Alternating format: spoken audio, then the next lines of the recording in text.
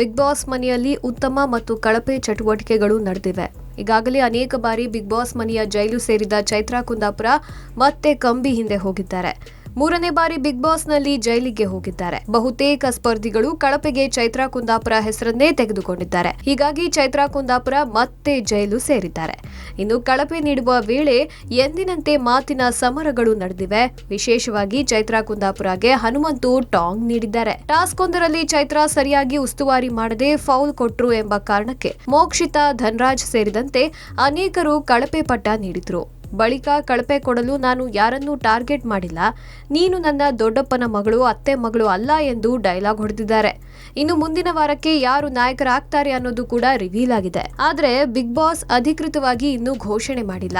ಐಶ್ವರ್ಯಾಗೆ ಟಕ್ಕರ್ ಕೊಟ್ಟು ಭವ್ಯ big boss ಮನೆಗೆ ಕ್ಯಾಪ್ಟನ್ ಆಗಿದ್ದಾರೆ. ಕಳೆದ ವಾರ ಶಿಶಿರ್ ಎಲಿಮಿನೇಟ್ ಆಗಿದ್ದಾರೆ.